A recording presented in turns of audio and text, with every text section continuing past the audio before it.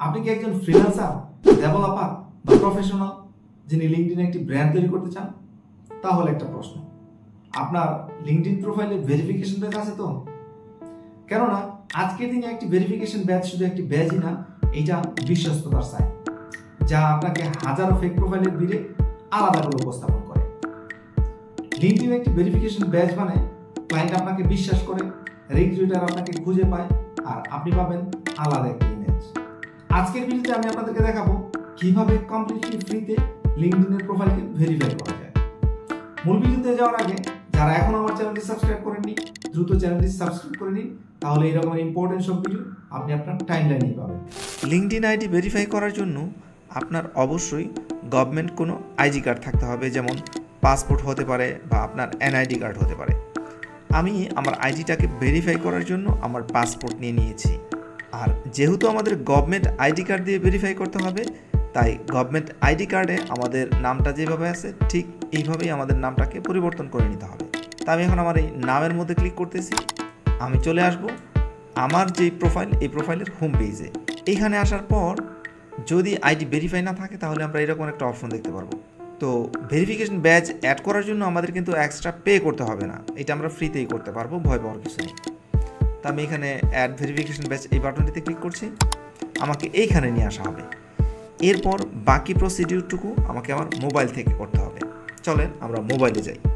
মোবাইলে থাকা একটি বারকোড স্ক্যানার দিয়ে লিঙ্কটিকে স্ক্যান করে নিচ্ছি, এরপর লিঙ্কটিকে ওপেন করে নিচ্ছি। আমরা এখানে একটা অপশন পাচ্ছি ভেরিফাইড উইথ পার্সোনা। আমি এখন ভেরিফাই উইথ পার্সোনা এই বাটনটিতে ক্লিক করছি। সফটওয়্যারটা ডাউনলোড হবে, একটু টাইম নেবে।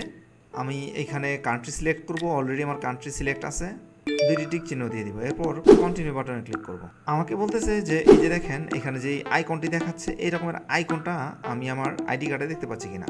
আমার পাসপোর্টে কিন্তু এই সিম্বলটা আছে, সুতরাং আমি এখন কন্টিনিউ করতে পারবো। আমাকে এখন ফ্রন্ট অফ গভর্নমেন্ট আইডি এটা স্ক্যান করতে হবে। আমি আমার আইডি কার্ড বলতে আমি আমার পাসপোর্টটাকে ওপেন করে নিচ্ছি।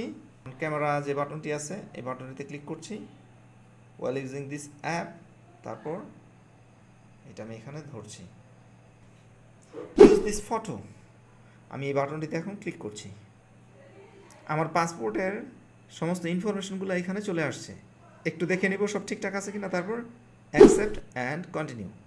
আমার পাসপোর্টের ওই যে ছবিটার কথা বললাম, এই ছবিটার সাথে এখন আমার ক্যামেরাটাকে কানেক্ট করতে হবে। আমি এখন কন্টিনিউ বাটন ক্লিক করছি।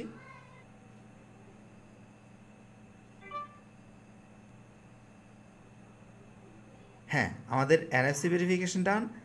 এখন আমাদের ফেস ভেরিফিকেশন করতে হবে। এর জন্য আমি নিচে গেট স্টার্টেড বাটনে ক্লিক করব, আর আমার ফেসটাকে এই যে ছবিতে যেভাবে দেখতেছেন এইভাবে একটু মুভ করতে হবে।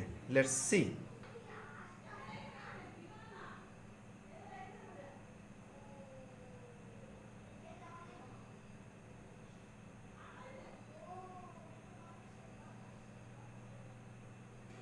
মোটামুটি আমাদের কাজগুলো শেষ হয়েছে, এখন কন্টিনিউ বাটনে ক্লিক করব। Finally continue, got it. এবং আমাদের ভেরিফিকেশন ডান।